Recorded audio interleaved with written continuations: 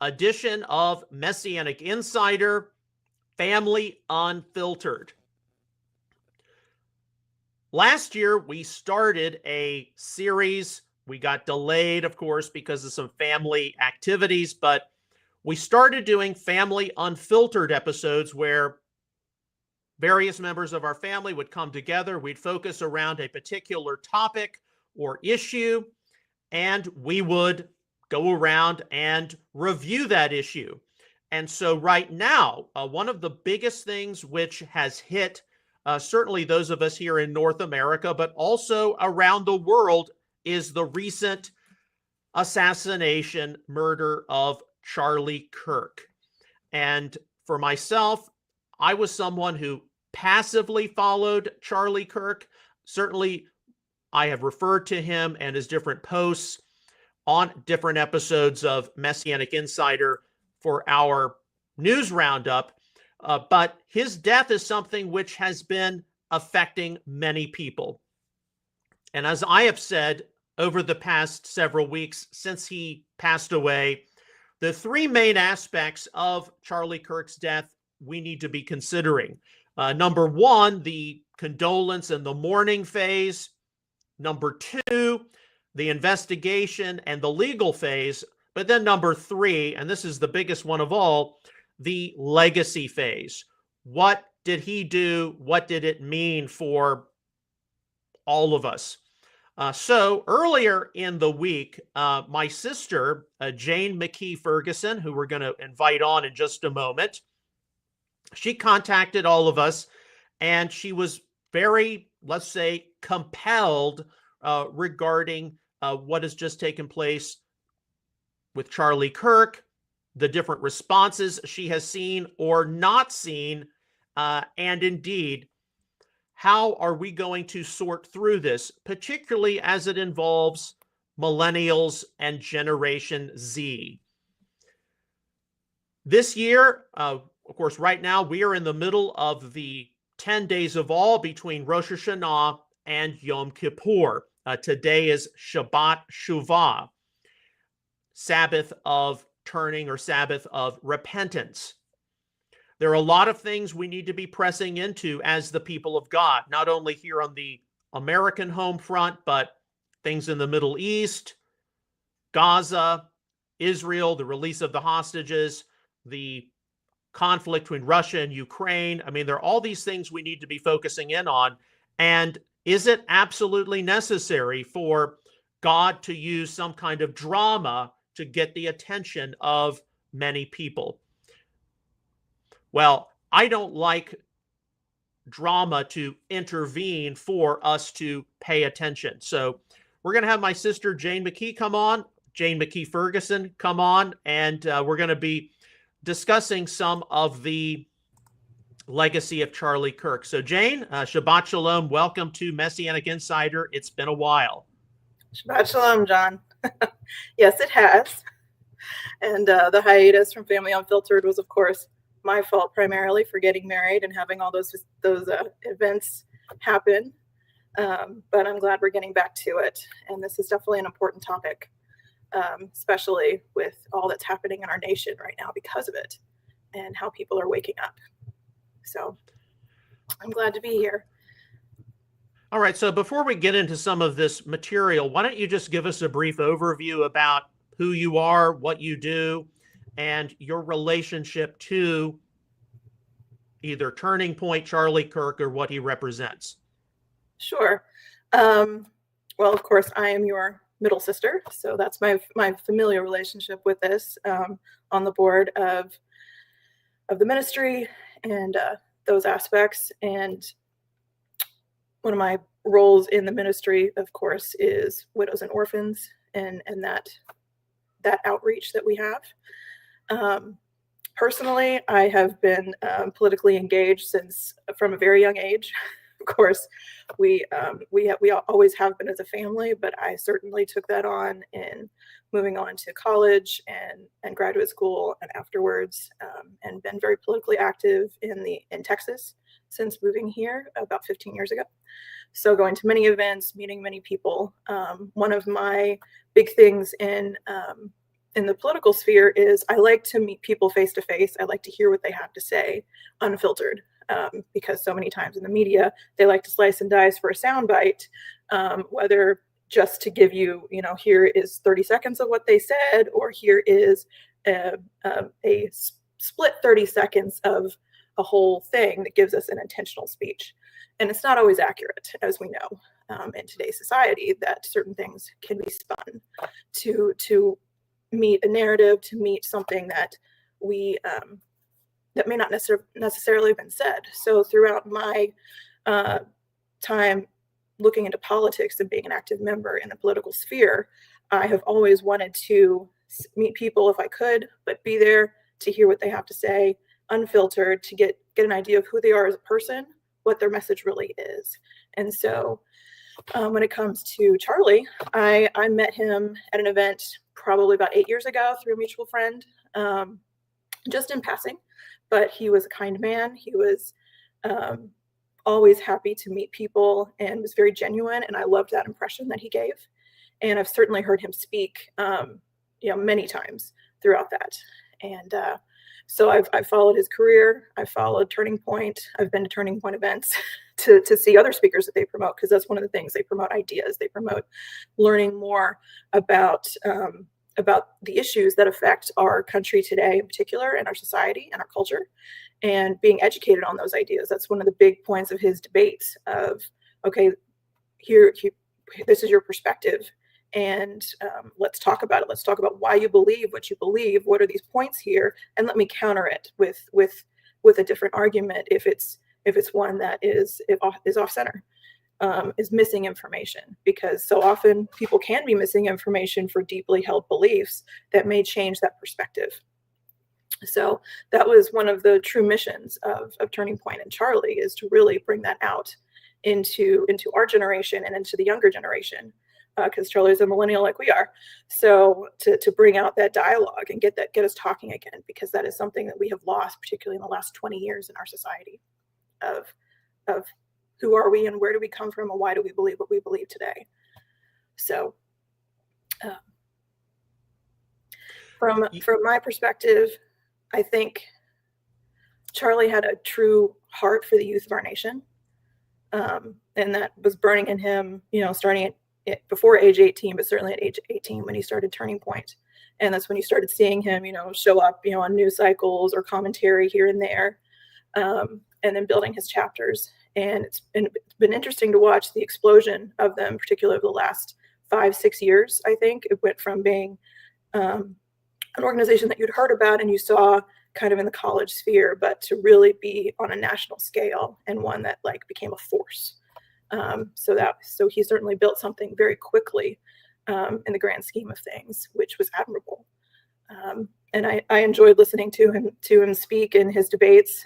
Actually, I've heard a whole lot of his debates since I married Alan, because he loved watching them, because he found it fascinating, all how well he brought out the different perspectives, and how he would reach people, but also how he would counter the arguments and how intelligent it was. So one of the things I know we grew up with is, and this is very unique compared to many of our peers, we grew up as a family always discussing the issues, always having that ongoing conversation about contemporary matters. And it's carried into our Messianic experience. A big part of my own personal ideology is that, in Judaism, any question can be asked, and any issue can be probed. Likewise, in Protestantism, God has given his people brains, intellect, reason to, read the Holy Scriptures, sort through an issue and resolve it, and then move on to the next issue, no matter how controversial it may be. And that, for whatever reason or series of reasons, does make us unique in a Messianic community, which continually seems to lag behind the curve in these different areas. And so one of the things, whether you completely agreed with Charlie Kirk or completely disagreed with him, he did, go out to the marketplace of ideas. He raised particular issues. He asked people, why do you see things this way? I see them that way. And he did encourage that open dialogue. And as I think many people have noticed, he was a strong advocate of free speech, which for Americans is enshrined in our Constitution. And his assassination was a huge wake-up call regarding if we don't use it, we will lose it. And I think more than anything else, and this has even been the testimony of people on the left seeing his heinous murder. If we do not return to that civil dialogue, that civil debate, what's going to happen to Western civilization? Because the thing about the the experiment here in the United States is we are the last greatest hope for the human species before the end, as it were. So this is a huge wake-up call. I know that many people, and I'm not somebody who followed Charlie Kirk, like every day or anything like that. I followed him passively as things would come up.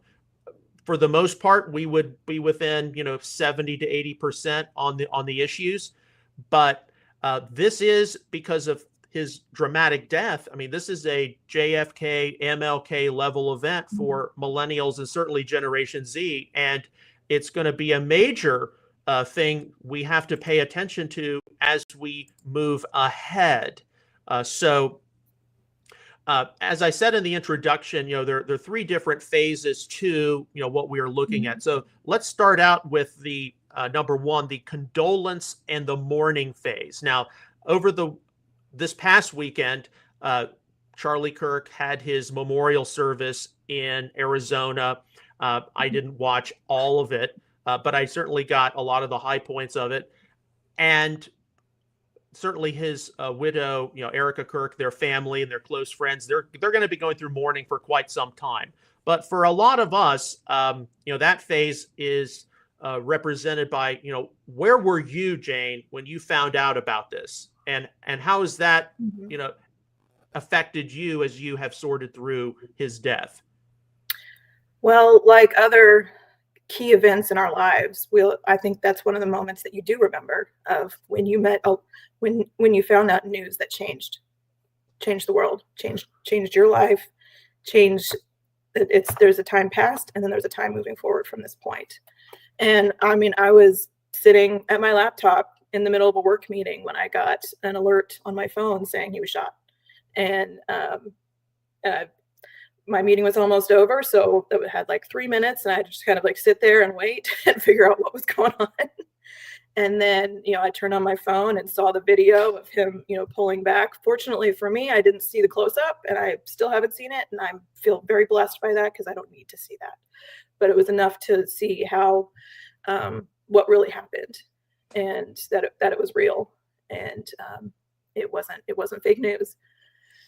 And I remember immediately putting it down, walking into the room, making sure that Alan knew, because I said he loved watching him. And then the next thing we were doing was praying,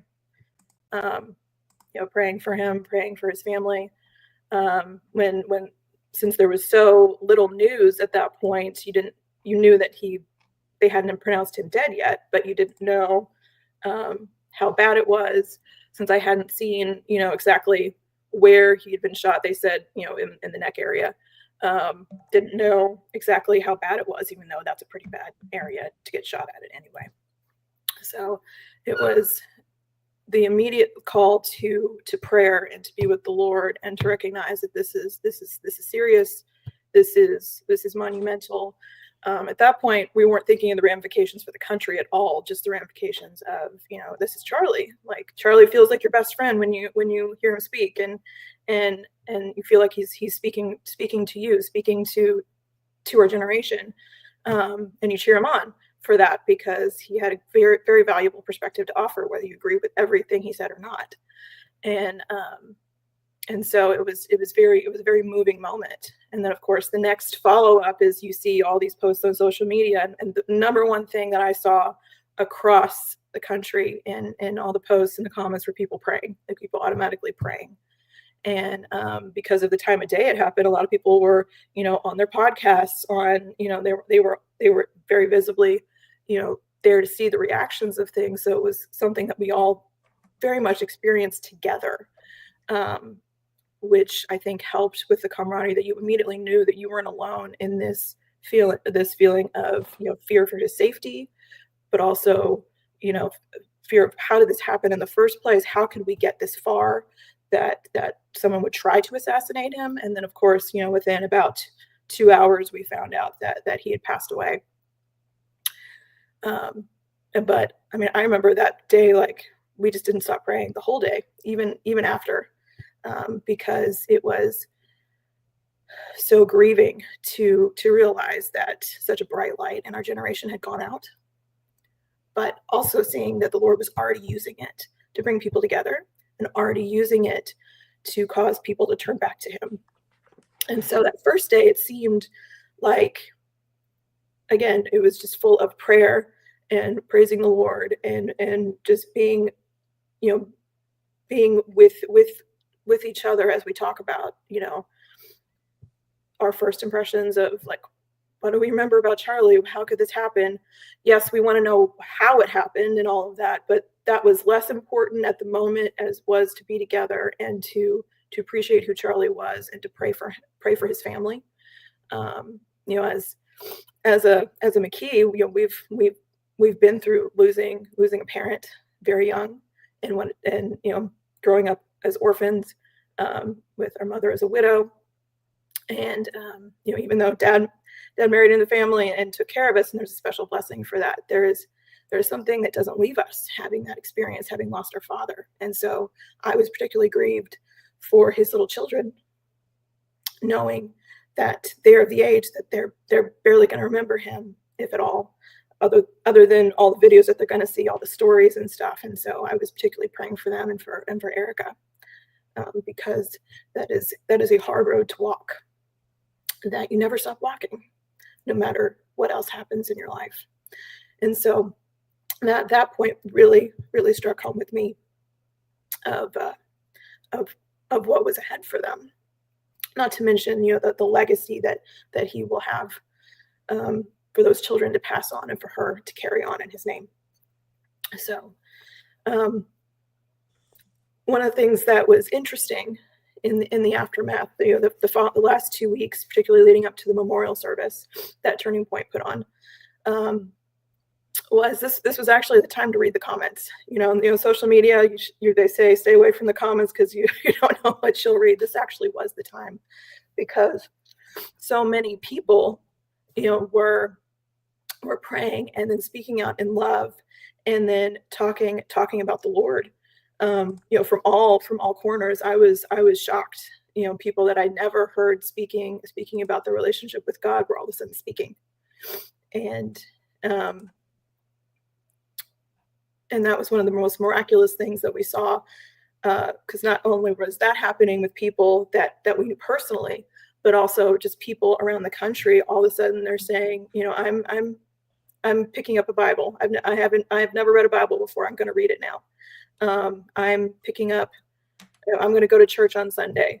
I'm going to go join a Bible study. I'm going to go be a part of this thing. It was like, I haven't been to church in 20 years. I mean, there were countless stories, and you could still see them rolling throughout the internet. There are countless stories about this.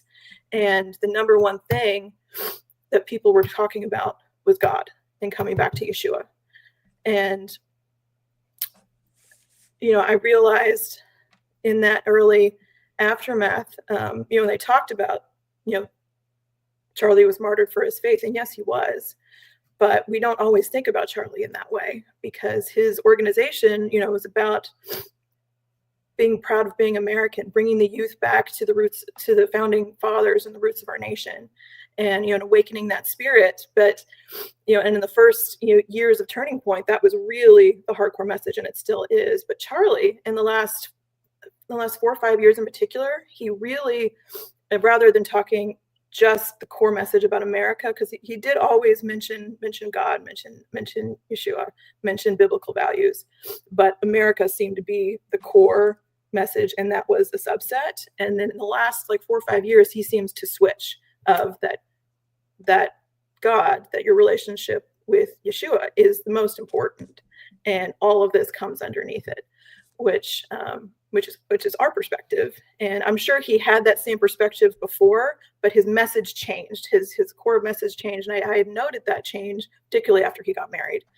So it could have been, bolstered by Erica. It could have been bolstered by, building a family and having kind of the reality of what our purpose in the world is come to fruition for him. Because he always preached, get married, have children, be fruitful and multiply, biblical term for it. And so seeing that already change in his message, and then seeing that be the first thing that people reacted with, was a blessing, because right there, his legacy is what it's all about. It's it's all about our relationship with the Lord. It's all about our relationship with the Creator of the universe, the one who allowed all of this to happen, and his will be done. So I want to switch for a second and talk about, not just with that reaction, but one of the core things that I think brought people back to the Lord, especially with some of those instant reactions of what's really going on, was people waking up to the spiritual battle that we're in between good and evil. And okay, well, why don't we hold on to that, because we are going to be discussing the legacy phase later on, and that's definitely what is tied into the legacy phase. What's going to be the long-term impact. But Jane, thank you for sharing where you were when you found out about this, what your reaction was, because everyone's experience when they heard that Charlie Kirk had been shot is different. It is. And just in the past year, we look at some of the things. We've had a number of these moments. Where were you when you heard that Israel started its campaign against Iran? And what are some of the events which led up to that? I remember where I was. And hearing about it on the IAMCS rabbis list, and then having to go to X and Fox News to confirm that it had started. And then later, it was on a Shabbat, a couple later, waking up from my nap and then seeing, oh, we're now involved in this, hearing that the B-2 bombers had been set loose to take out Iranian nuclear facilities. And then just a few weeks ago, I, of course, had finished as a streamer, as a podcaster, I'd finished an episode of Messianic Insider, got it pretty much sent out and everything, the post-production, and then sat down in my office in the Aunt Louise chair. And then all of a sudden, when you decompress from one of these episodes, it takes you about an hour to 90 minutes, just kind of like, and I don't think some people recognize the, not stress, but you are under performance when you go live like this. So, you're in that phase, and all of a sudden I feel like, really tight in my chest and really tight, like in my ears and everything else. I'm like, what's going on here? Do we have a front coming through? Do we have bad weather coming through? And surely enough, that's when I found out, no, Charlie Kirk has been shot. But, you're thinking that, he probably got shot in the shoulder, or that he's going to be okay. Right. Just like when we heard the first time, a plane has hit the World Trade Center. That's probably some, Cessna type thing. Feels like a movie that everything's going to be okay. Right. It's a problem, but it's not. But then all of a sudden you're like, no, this looks like it's going to be serious. So for me, we went out on errands to grocery store, checking some updates. It looks like, he's been rushed to hospital, all this, and then finish shopping, and then finally the word comes out, he's been pronounced dead.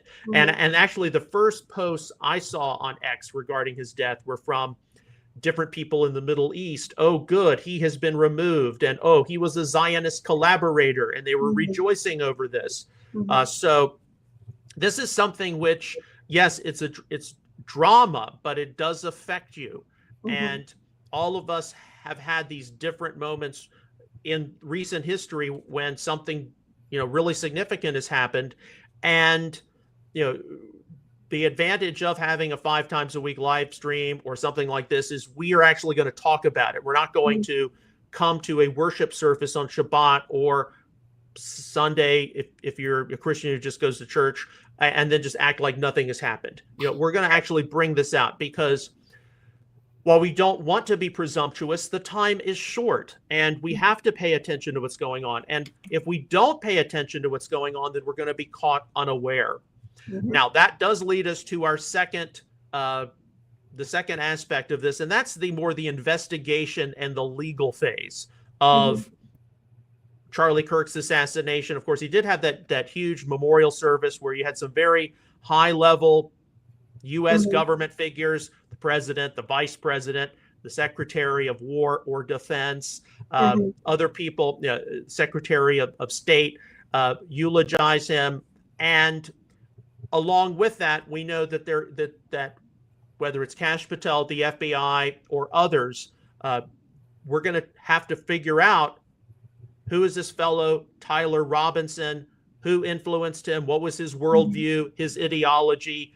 And of course, then all these other, spun off, conspiracy theories about, the biggest one so far involved Benjamin Netanyahu having to, tap down this idea that the state of Israel was responsible for it. And so this idea, and I'll let you comment in just a moment, this idea that somebody else, some big external actor was responsible, or this idea that, well, and I know that a lot of people in the Messianic community, well, Charlie Kirk, he's a Christian, he didn't really affect our community, didn't really affect Israel. That's all a load. And the reason it's all a load is he was a strong advocate for Israel. No, he didn't agree with everything with what the Netanyahu or Israeli government did. Okay, I don't either. But it actually does affect our own Messianic faith community. And, the investigation phase, the legal phase, it's going to be here for a while. I mean, that doesn't happen instantly. But we do need to maintain a level head, and we do need to maintain some level of objectivity in this.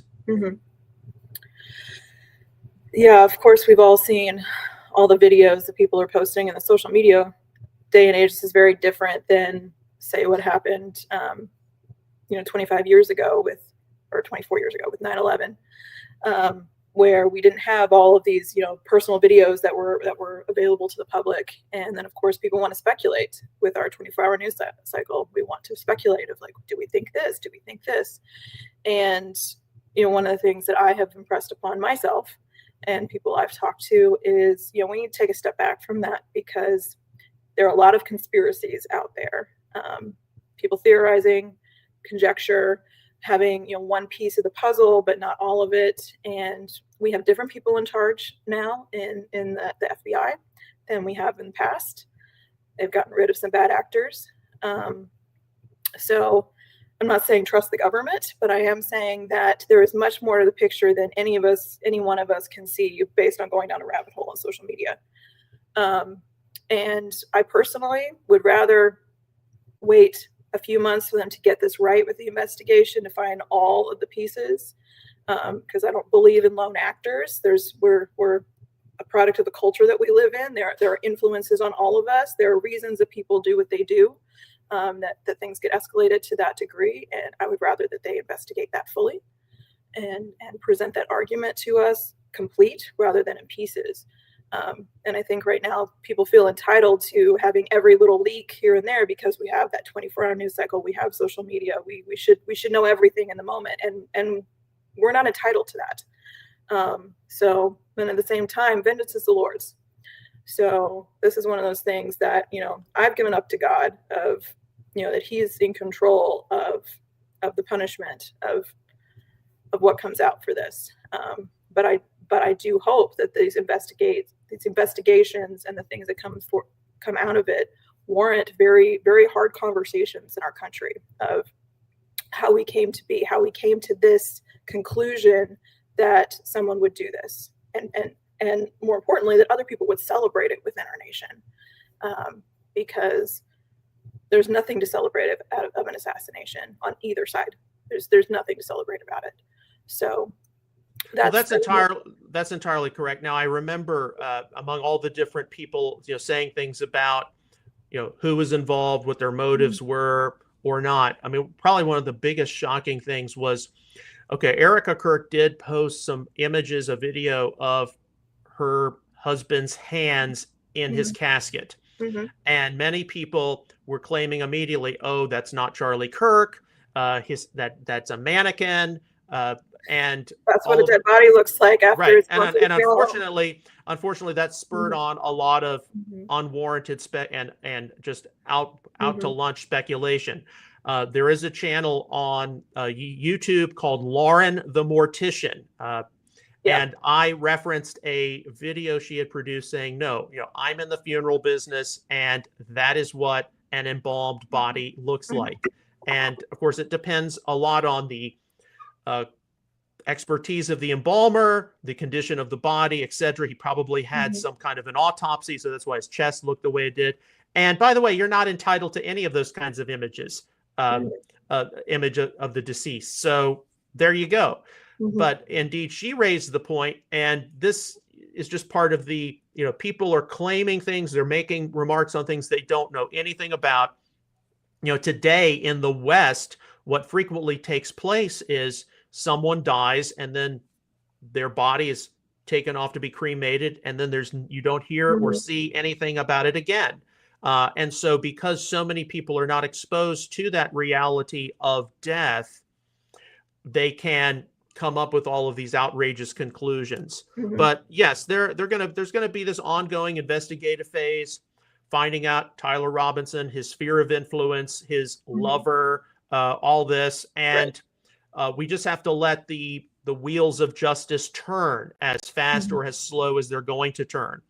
But yeah, another point I'll make, John, is, and we know this from doing research, you're poli-sci history, I was history. When it comes to any research that you do about any topic, you need to understand as part of that research where you do not have an area of expertise and note that and realize that the source that you are citing for that needs to be an area of expertise and not just someone who is being, a Monday quarterback or something. So I think we run into that as well, especially, and your point about cremation is true. It was like, we've seen an embalmed body. That's an image I will never forget at 9 years old. And that's not the only one we've seen, because we certainly don't cremate in our family. But there are many, many people who never have, or even if they've gone to a funeral where the casket was there, they didn't walk up to see. So no, it's not a mannequin. That's what they look like. And yes, it's covered in makeup because it's to make it look a little bit more lifelike, because that's, as Daddy would put it, that's just the clay pot that's there, because the soul is no longer there.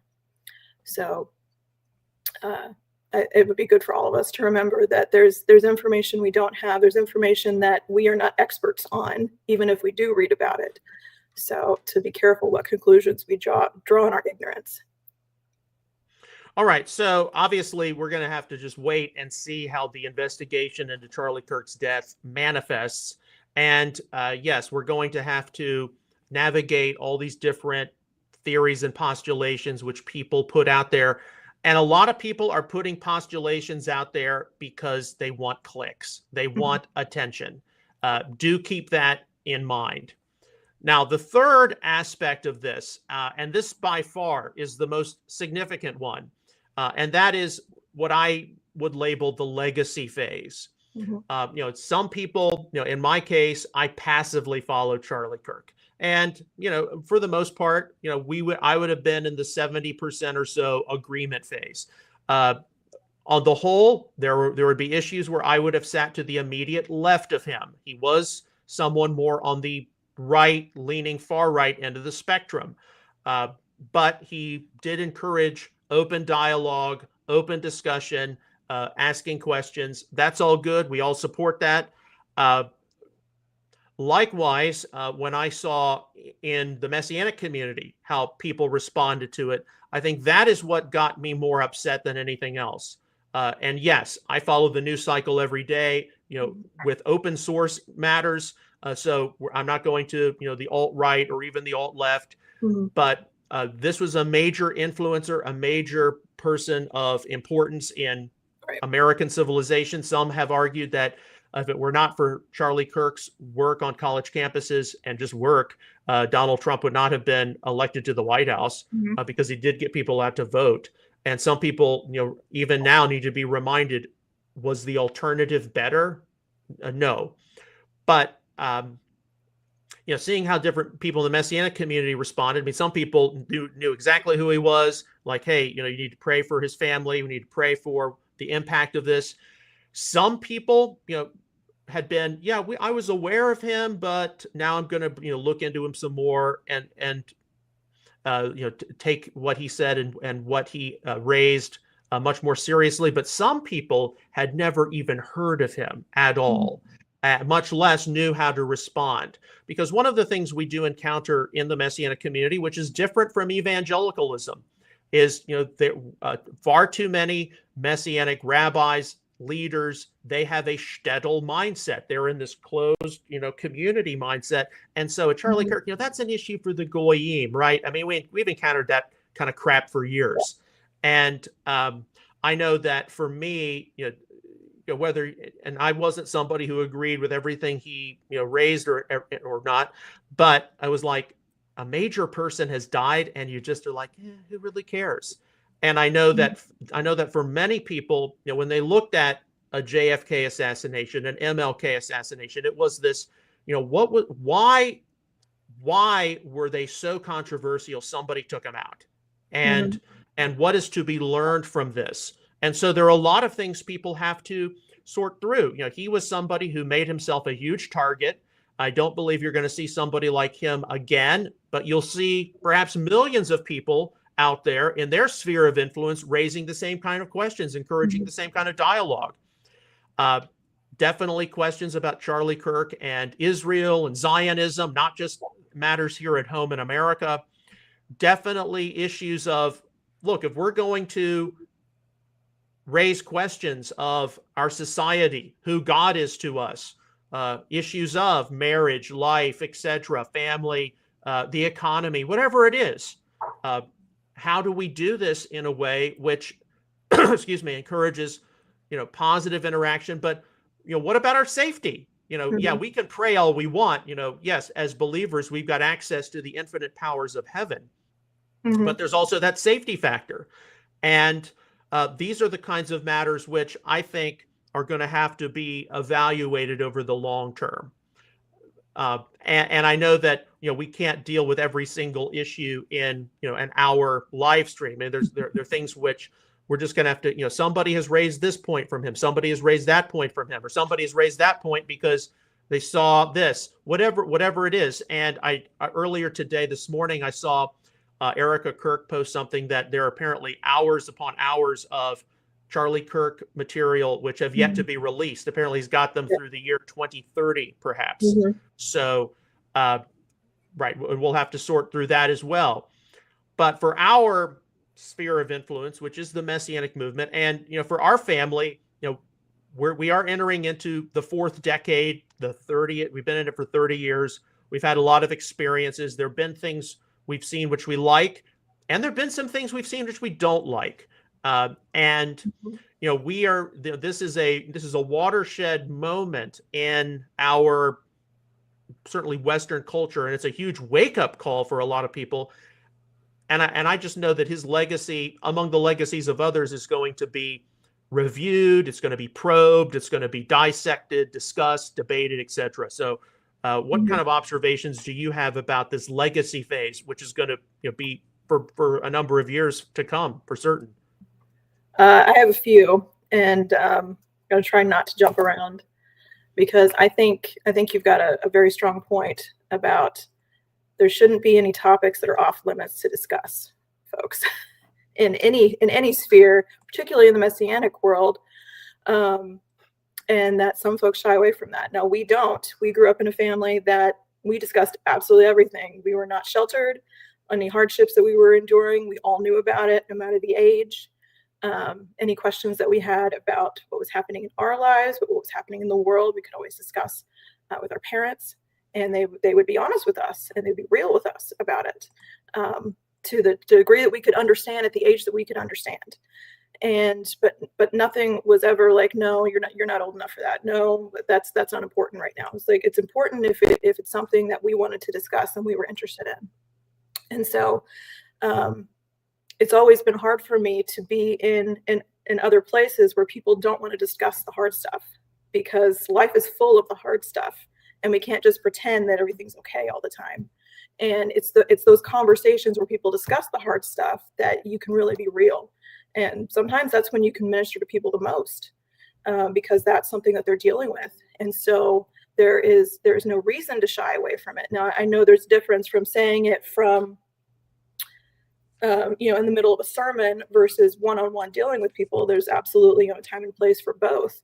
But the fact that certain leaders don't want to discuss it at all, it shows me more so they either are not equipped to discuss it, so that's a failing there, or they don't know how to have those hard conversations and be ready for the response. And so that's where I would encourage other leaders, other people, don't shy away from those, because that's when you learn a lot about yourself too, about what you really think and what others think, and you can find out a lot in that exchange. But when it comes to the overarching legacy of Charlie, I'm going to go back to my comment about spiritual battles that we are in. And that was something that became evident pretty quickly to people within the first 24 hours. Of course, the first response was to pray from all the believers. And from some things that I've read, some non-believers, their first response was to pray, because they didn't know what else to do. And as humans, we cry out. We cry out for our Creator in the moments that we feel that we need Him.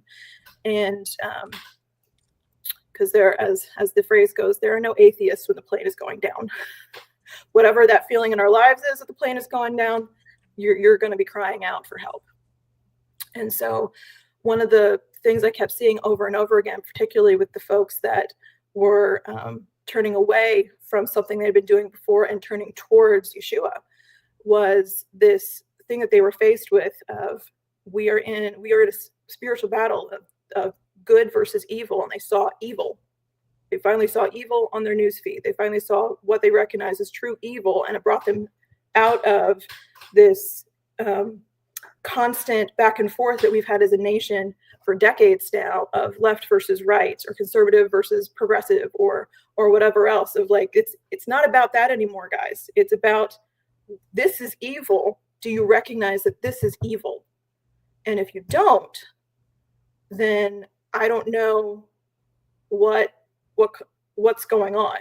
So it was actually a huge blessing for me to read these countless testimonies over and over again. It got exhausting after a while. You had to take a break from it, but of people recognizing that, like, I don't want to be a part of that, whether they were slightly a part of it or all in. They're like, I don't want to be a part of something that would produce evil. That wake up call, I think the Lord has used across our nation, to realize that we have to get out of this political, miasma and figure out what's really important. And eternity is what's important. And so that's why so many people are picking up Bibles or going back to church. People, like, there have been so many testimonies from churches, in particular around the world, but in America, of like, it's full, and it keeps being full. And tomorrow's going to be the third Sunday since all this happened, and I fully expect to hear the same thing of people are back. And I've been watching testimonies of people who have gone back to church for their first time, and they're like, this was amazing. This is exactly what I needed. I can't wait to go back next week. And that's been a blessing to read, and it's encouraging for the believers. But I think it also shows that what happens in the body of Messiah to one of us, it reverberates amongst all of us. And Charlie was a really bright light. Yes, he was a Gentile, but he was a really bright light for believers. And he ministered to all from his platform. And so that absolutely affects the Messianic community. All right. Well, with that in mind, we do have to, because this is Messianic Apologetics, mm-hmm. and we know that something like the assassination, the murder of Charlie Kirk, it's going to affect the evangelical world in the way that you've been complacent. Mm-hmm. It's going to affect a lot of people who they perhaps grew up going to church, reading their Bibles, and then they just, backslid, as some would say. It's going to, definitely breathe some air onto the embers of, breathe some fire back into the American civilization, as it were.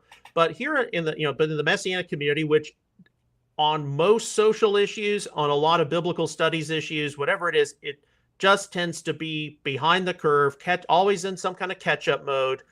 We know that after 3 decades of being in the Messianic community, and I've said this many times, many people in the Messianic movement, many leaders, they think they are entitled not to engage with contemporary matters, even though the Jewish community engages with contemporary matters.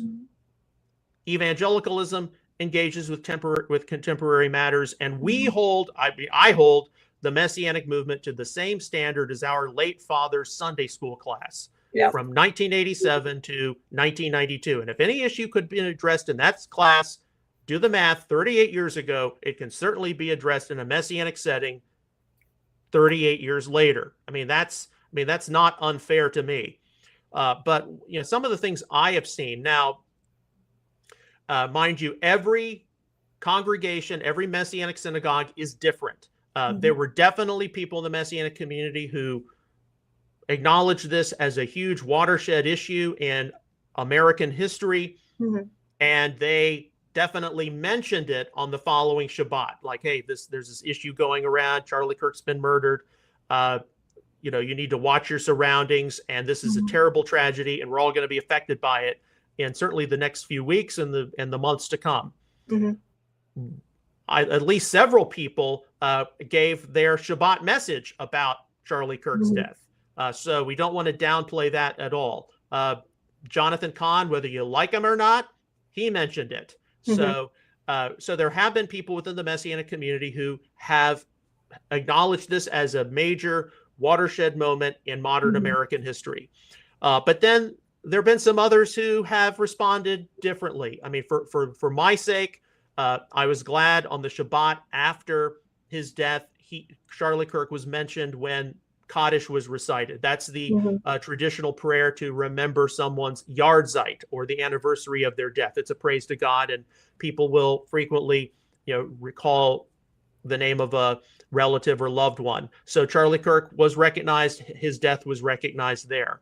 But then others, that's an issue for the Goyim, or it wasn't even acknowledged. And it wasn't done in my congregation, so that gives you an idea. And it wasn't mentioned at all. And I think that was a misstep. Yes, and this is the kind of thing people need to raise with their Messianic rabbis and leaders, because if you, as a Messianic Jewish movement, have invoked upon you, we are the end time move of God. And right now, there are a lot of things going on in Israel and the Middle East, which also should be mentioned. Rosh Hashanah, all these countries at the UN General Assembly in New York recognizing an independent Palestine, United Kingdom, Canada, Australia, France, all of this. This is, we're in a time God is trying to get our collective attention. But there are different people, leaders and people in general. And, you remember the scene when I believe it was at the Yalta Conference in 1945, when you had Churchill, Roosevelt, and Stalin. And Roosevelt was in absolutely heinous health. He was obviously, he was not getting any sleep. The stress of World War II had gotten to him. He was, heavy chain smoker. And Winston Churchill, a lot of people were observing, he'll be dead soon. He will, and he had a problem of hardened arteries more than anything else. How many leaders are we going to see? And some of them may actually have hardened arteries, but spiritually, they've got hardened arteries. And here we are at a very, to use the name of Kirk's organization, we're at a turning point. We're at this point of major transition, and it's just like, it'll just blow over. It'll just blow over. And, okay. And that does not, it won't. No, it's not going to blow over. And we don't want to be presumptuous. We don't want to be presumptuous about what Donald Trump's doing in the Middle East, and is he the beast and all, or giving rise to the beast and all of this. But we do have to pay attention because it does come and affect you at home. So I know that, and along with that, as we evaluate the Kirk legacy, we need to guard ourselves against Kirkolatry. Just like you got to guard yourself against Trumpolatry or BBolatry or any kind of thing like that. He was a human being. He was a person of influence. They come along ever so often in Western civilization. And in this case, somebody got taken out because the long-term purpose was, don't focus on one single individual. What was that individual responsible for? Raising the inconvenient and uncomfortable topics, which you've been avoiding for a long time. At your church youth group, it's just about, we're going to come to have some pizza party and sleep in, and then who knows what's going to happen after that, rather than, let's discuss the changes which are taking place in your life, in your anatomy, what some of the influences are out there, and how we need to turn to a biblically based morality. I mean, those are the real big issues. And have you sorted through, the ethics of abortion? Have you sorted through the ethics of maleness, femaleness? Have you even had to deal with it, or are you just following the crowd? Are you just following some of the trends on social media? When it comes to dealing with anyone, I've particularly paid attention to this in all of my leadership studies, because that is also part of my background. I think people forget that the foundation to us as humans is our spirituality, our religion. So that's the foundation. And then our spirituality, wherever we are in the spectrum, that influences culture. And then culture is what influences politics. And politics is what creates the government that rules over us. And so abdicating that connection from your spiritual home to all the rest of that spectrum, I think that's what a lot of leaders do when they don't actually talk about these important things that we're dealing with every day in our culture. And so we've always been connected, in our family, but that gap, I've seen them, at least most of them will take the pro-life section of it, because that, abortion is murder. So they'll at least take that one, but all the rest of the subjects are often, they abdicate from those discussions, and they don't realize, well, if you're not going to discuss it, then other people will. And that's leading to bad influences and people falling away.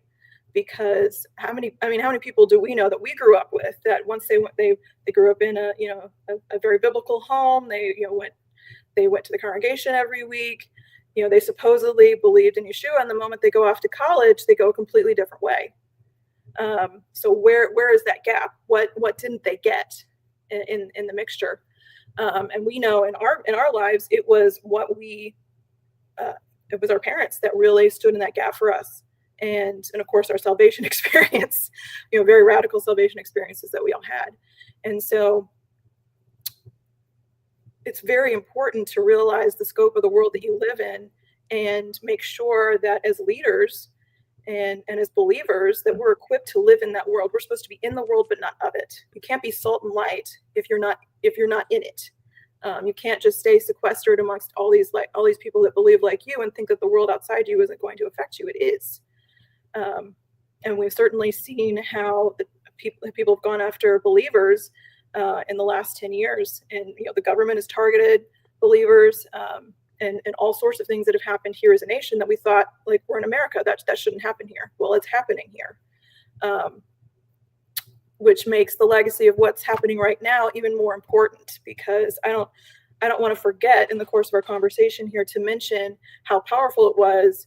I watched all 5 hours of the memorial service of at least the speakers, and how many people in high, powerful places in our government professed Yeshua, and very, very boldly. And I have never seen anything like that in all of the political work and conversations I've had. I've never seen anything like that. Usually politicians, especially because in conservative circles, being evangelical, they want to make sure that they appease that base. They'll mention God. There's certain, their prayers that open events and stuff, but it's more, kind of the big slogan of "In God We Trust," more than it is, no, this is very personal to me. There are politicians that will go a step further, but most are just, it feels like more of a slogan. You hope personally that they espouse that, and you look for that in their leadership style that they do, but you don't see it. And hearing all of these key members of our government profess Yeshua over and over and over and over again, and being bold about it, and that is transformational for our country. And I'm not sure how many people realize just how transformational, but I mean, it shocked me. I did not expect that at all. Even though in the context of who Charlie was and his legacy, it's like they got it. They got what really mattered, and they knew what the country needed to know in that moment. It was 5 hours of an altar call, it felt like.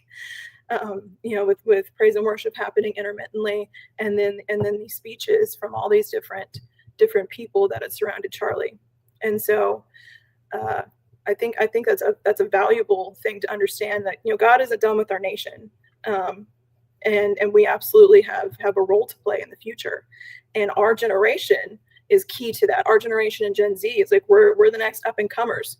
As millennials, we shouldn't be up and comers as much as taking our places at this point. Especially as the baby boomers retire. But this is an important time, and we need to know that the mantle that we take on has all these different aspects to it. Like we need to influence our culture. We need to be grounded in our faith, in an unmoving way, that no matter what, we are always turning our eyes to the Lord, and making sure that guides our steps. And I think that's one of the things that Charlie tried to show people as well, is like, be bold in your spirit. You don't have to have a microphone for millions, but you can have a microphone for 10 or 20 people, and that still makes a difference. One point I would like to raise, because one of the things which gave rise to a figure like Charlie Kirk was that not that we can speak universally, but many of the baby boomers, even Generation X, they took their eye off the ball. They got too comfortable. They didn't pay attention to the changes taking place in society.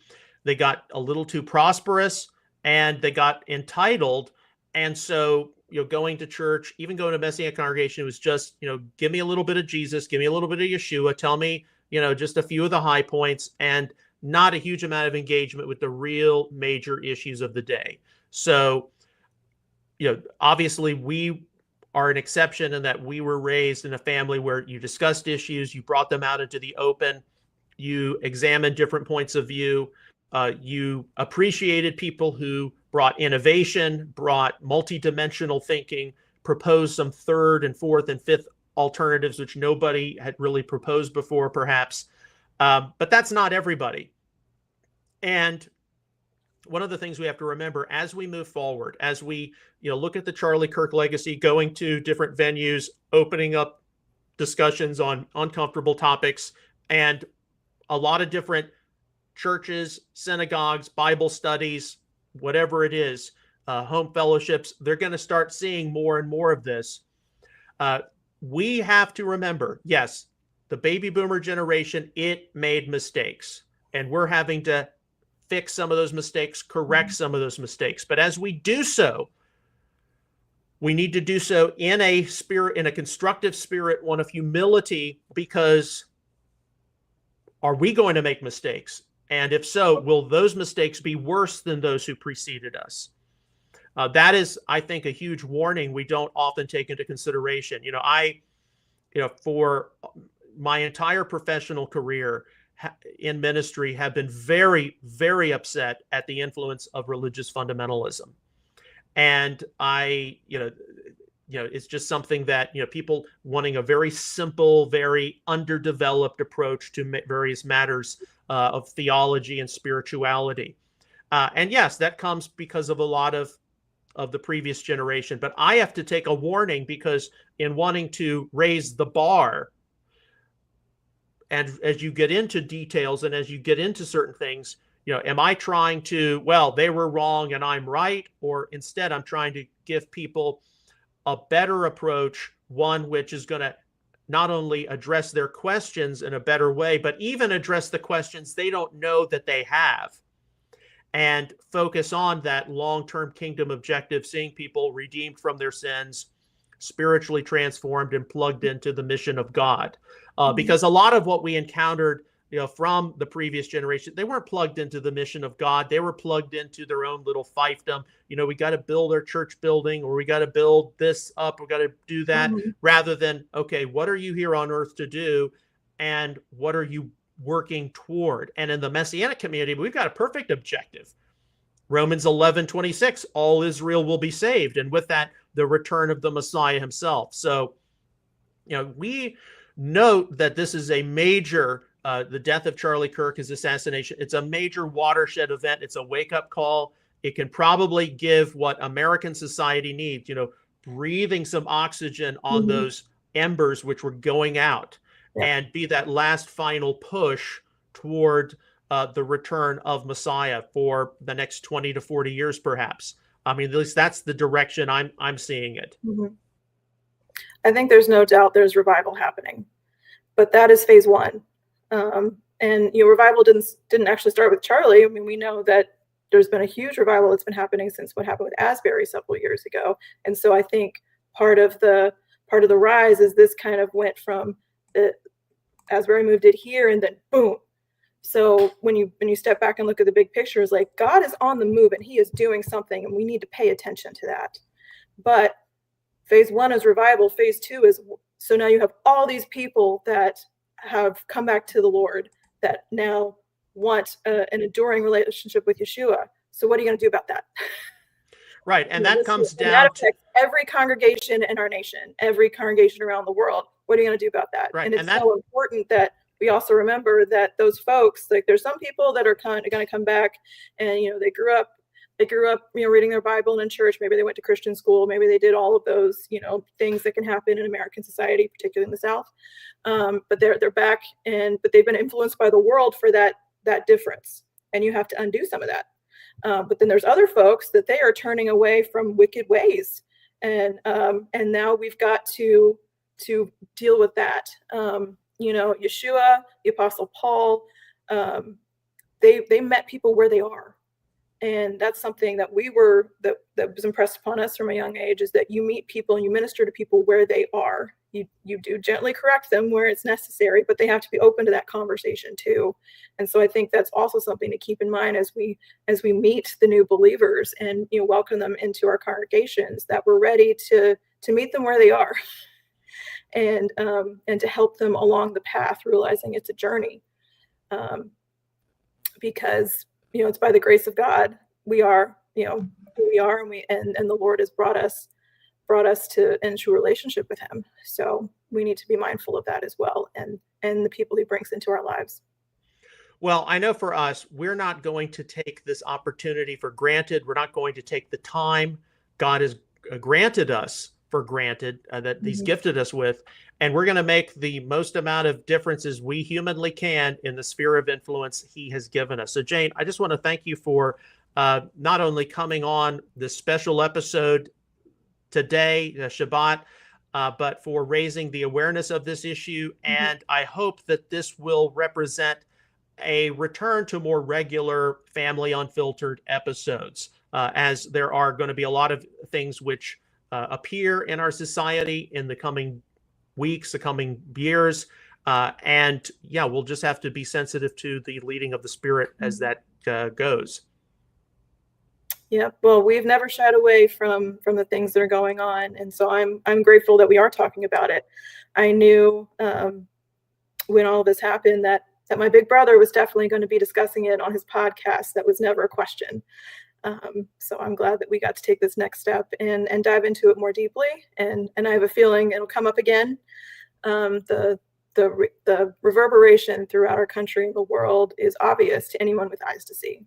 And so we want to make sure that we let the Lord lead from here. And Yes, we will be paying very close attention. So thank you very much for coming on today.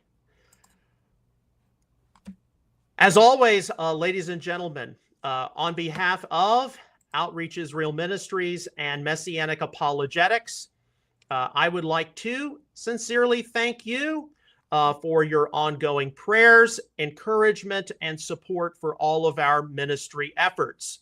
If you have not, please do check out my website, messianicapologetics.net. There you can find a wide selection of free articles, frequently asked questions, entries, back issues of Outreach Israel News.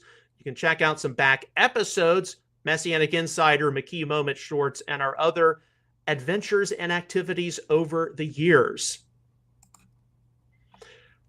We'll see you again on Monday with a regular episode of Messianic Insider with both the theology and news roundup.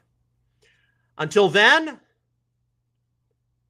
may God bless you, Shabbat Shalom, Chag Sameach, and take care.